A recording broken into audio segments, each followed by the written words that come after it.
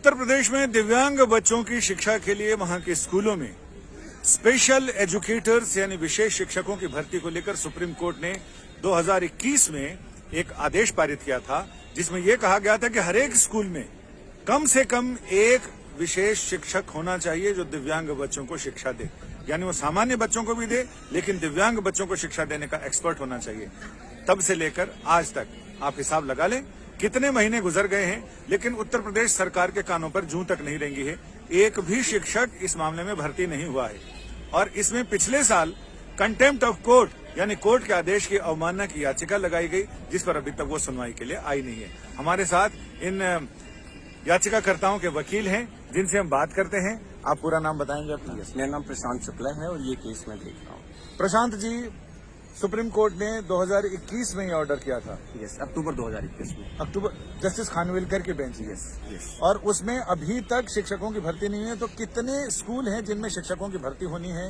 और अगर आज की डेट में केवल मैं उत्तर प्रदेश की बात करूं तो उत्तर प्रदेश में आज की डेट में लगभग 1,67,000 गवर्नमेंट स्कूल्स हैं, और अगर रिकॉग्नाइज्ड स्कूल्स की बात करूं तो लगभग 4,20,000 स्कूल्स हैं, जहां पर कानून के हिसाब से हर विद्यालय में एक टीचर होना ही होना चाहिए। लेकिन आज की डेट में जजमेंट पास होने के लगभग 1.5 साल होने जा रहा है, लेकिन एक भी टीचर अभी तक नियुक्त नहीं हो पाया है किसी भी जनरल स्कूल में।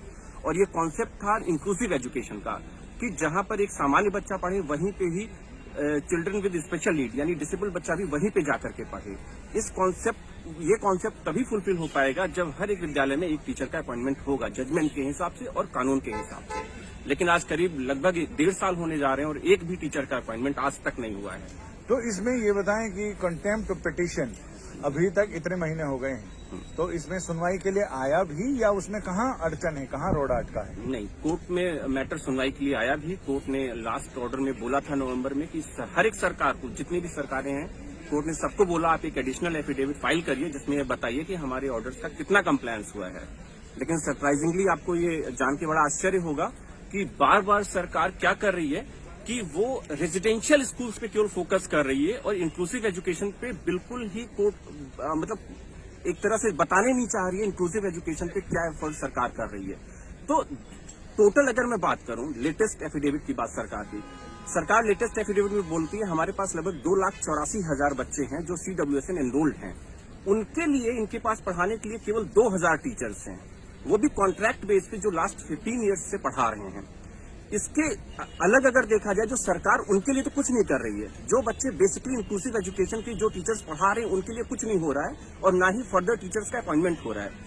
दूसरी तरफ अगर हम बात करें सरकार किस तरह से कोर्ट को आकर के बार बार मिसलीड करना चाह रही है, वो ये कहती है कि साहब कंप्लायंस तो हो गया 100% क्योंकि हमने टीचर्स का अपॉइंटमेंट कर दिया। और वो टीचर्स का अपॉइंटमेंट कहाँ पे दिखा रहे हैं? केवल रेजिडेंशियल स्कूल्स में, जो इनके पास करीब 16 रेजिडेंशियल स्कूल्स हैं और कुछ आगे अभी बन रहे हैं। तो कोर्ट को ये दिखाया जाता है कि साहब हमने कंप्लायंस कर दिया, और किसके लिए? लगभग 2,000 बच्चों के लिए जो रेजिडेंशियल स्कूल्स हैं उनमें जो टीचर्स हैं उनमें अपॉइंटमेंट करके ये दिखाना चाहते हैं कि हमने सारा कंप्लायंस कर लिया। जबकि 2,84,000 में से आपने सर्व कितनों को किया? केवल 2,000 बच्चों को।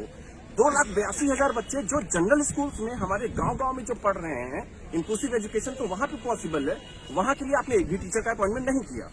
ये आंकड़ों का खेल है जिसमें सरकार आंकड़ों का जादू दिखाकर कोर्ट में भी ये जादू चलाने की कोशिश करती है। और आश्चर्य है कि कई बार कोर्ट में उनका जादू चल भी जाता है, कई बार वो शिकंजे में पकड़े जाते हैं। बस अब इंतजार है कि क्या आंकड़ों का ये जादू सुप्रीम कोर्ट में चल पाएगा या फिर जादू के खेल में ये हाथ की सफाई करते हुए पकड़े जाएंगे। लेकिन बड़ा सवाल ये है कि मामला सुनवाई पे तो आए, तब तो पता चलेगा कि हाँ जादू जग रहा है या जादू पकड़ में आ रहा है। संजय शर्मा, दिल्ली।